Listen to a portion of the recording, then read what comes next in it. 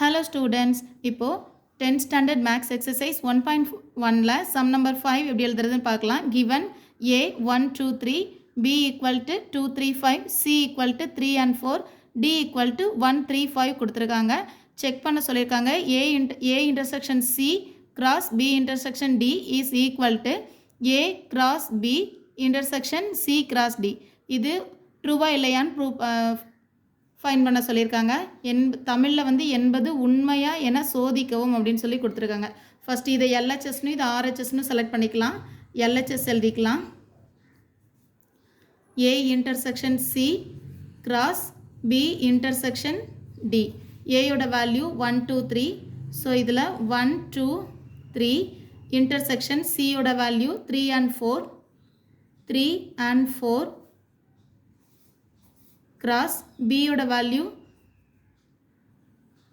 2 3 5 2 3 5 intersection d யோட value 1 3 5 1 3 5.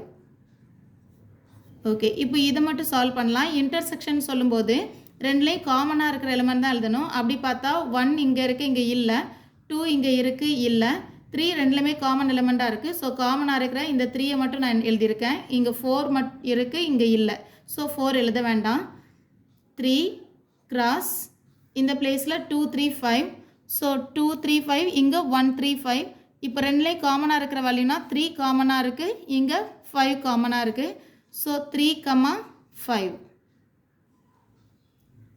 இப்போது common elements எழுதிட்டோம். இது ரெண்டுக்கும் கிராஸ்னு சொல்லும்போது இந்த பிளேஸில் 3 3 ஆர்டர் பேரில் எழுதிக்கலாம்.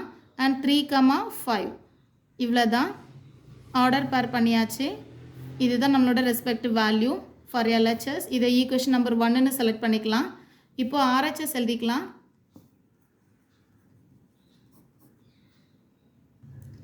RHS A cross B intersection C cross D. அதை இங்கே காப்பி பண்ணியிருக்கோம். இப்போது ஏபிசிடி பிளேசஸில் வேல்யூஸ் எழுதிக்கலாம். இதில் கிராஸ்னு சொல்லும்போது இதை ஆர்டர் பேர் பண்ணி எழுதணும். So 1 2 1 3 and 1 5. செகண்ட் 2 செலக்ட் பண்ணும்போது 2 2 2 3 அண்ட் 2 5. அண்ட் 3 செலக்ட் பண்ணும்போது 3 2 3 3 3 5. ஸோ ஆர்டர் பேர் எழுதியாச்சு.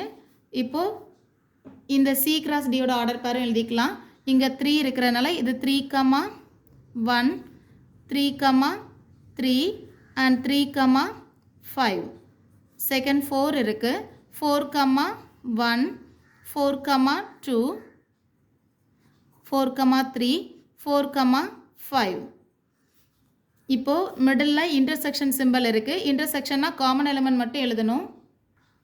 காமனாக இருக்கக்கூடிய வேல்யூஸ் பார்த்தோன்னா இந்த 3 3 இங்கேயும் இருக்குது. 3 3 அண்ட் 3 5 இருக்குது. 4 வேல்யூ இங்கே இல்லவே இல்லை. ஸோ இது இந்த ரெண்டு வேல்யூஸ் தான் காமன் எலிமெண்ட்டாக இருக்கிறதுனால நம்ம ஆன்சர் 3 3 அண்ட் 3 5.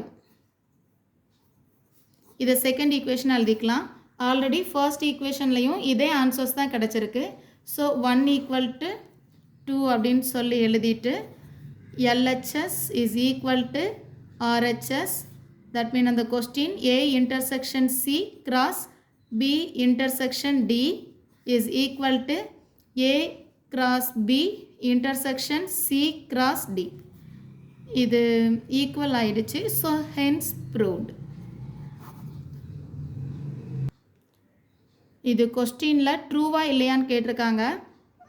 கண்டிப்பாக இது ட்ரூ தான். இட் இஸ் ட்ரூன்னு எழுதிக்கலாம். அந்த பிளேஸில் இட் இஸ் ட்ரூ.